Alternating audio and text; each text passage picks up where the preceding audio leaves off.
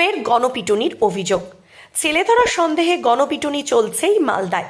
এবার শহরে ছেলে ধরার সন্দেহে এক মহিলাকে বিদ্যুতের খুঁটিতে বেঁধে রেখে মারধর করেন স্থানীয়দের একাংশ বলে অভিযোগ। শনিবার দুপুর 12টা নাগাদ ঘটনাটি ঘটেছে শহরের 12 নম্বর ওয়ার্ডের পুরাটুলি জামতলিতে। ইংরেজবাজার থানার পুলিশ গিয়ে মহিলাকে উদ্ধার করে সন্দেহজনক এক মহিলাকে এলাকায় দেখতে পেয়ে আটক করেন বাসিন্দাদের একাংশ। অভিযোগ, তাকে বেঁধে মারধর করা হয়েছে। মহিলার নাম পরিচয় জানার চেষ্টা চলছে দাবি পুলিশের, যদিও গোটা ঘটনার তদন্ত শুরু করেছে ইংরেজবাজার থানার পুলিশ। কি হয়েছিল ঘটনাটা? ঘটনাটা হচ্ছে আমাদের পুরাটুলিতে বাড়ি, আমার বাড়ির পিছন দিকে একটা বাড়ি আছে, তারা আজকে নেই, সকালবেলা দুর্গাপুরে ডাক্তার দেখাতে গেছে। তো ওরা গেলে পরে আমাকে বলেই যায়। তো কিছুদিন আগে ওদের বাড়িতে বিভৎস চুরি হয়, কিন্তু তো এইবার বউটাকে দেখছি ওই সোজা ওই দিক দিয়ে ঢুকে গিয়ে আমি তখন আমি ভাবছি ওদেরই কেউ হয়তো হবে। তারপরে আমি তাও বউটাকে দেখছি যে না, ওদের জানলা দরজা সব ফলো করছে।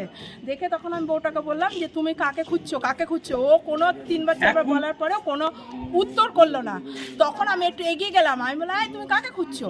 ও তখন গলি দিয়ে দৌড়ে পালানোর টেন্ডেন্সি। তখন আমার বাড়িতে তো আজকে লেবার মিস্ত্রি বেশি, ঢালাই হচ্ছে বলে তখন লেবার মিস্ত্রিগুলোকে সন্দেহ হয়েছে দেখে আমি বললাম ওকে ধরো বলে ওকে ধরে লেবার মিস্ত্রি আবার আমার বাড়ির ভিতরে ঢুকিয়ে মানে আটকানোর জন্য ঢুকিয়েছে। ও কি করেছে, আমার মেয়ে গ্যাস জ্বালিয়েছে, ডালের প্রেসার কুকার বসিয়েছে, গ্যাস নিভিয়ে দিল। বলছে কি গ্যাস অফ করো, কেন গ্যাস জ্বালাচ্ছ। তখন আমি বললাম তোমার কম সাহস না, তো তুমি আমার গ্যাস নিবাচ্ছ মানে বলে। তো তারপরে কি মনে করছেন? আমার তো মনে হচ্ছে ছেলে ধরা। আমার বাড়িতে একটা ছোট বাচ্চা মেয়ে আছে, আমার নাতনি আছে। এখন ছেলে ধরা কি চোর, কারণ ওরা নাই, ওদের বাড়ি ফলো করছিল। হ্যাঁ, অবশ্যই আতঙ্কে আছি। কি নাম আপনার? ফাল্গুনি বাগচি। কি হয়েছিল এলাকাতে?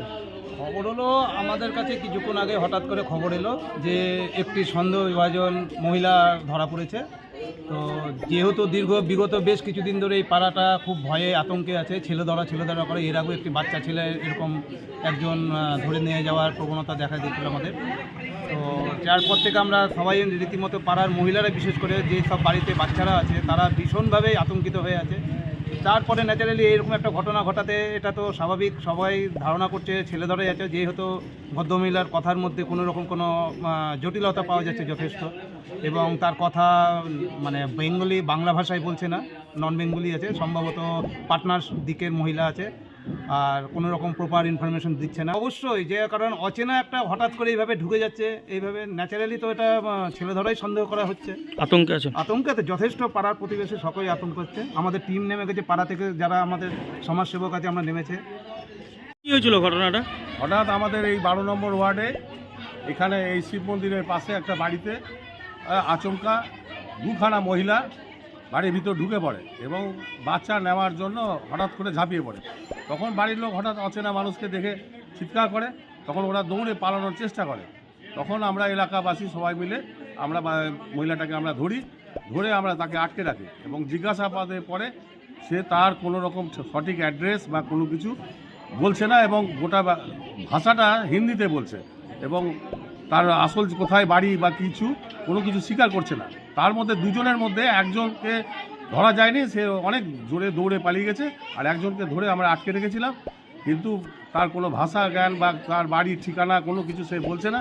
আমরা বাধ্য হয়ে এলাকাবাসী আমরা থানাতে ফোন করে পুলিশের হাতে আমরা তাকে হ্যান্ডওভার করলাম এবং পুলিশকে বললাম যে জিজ্ঞাসাবাদ করে জানুন যে কী তথ্য আছে।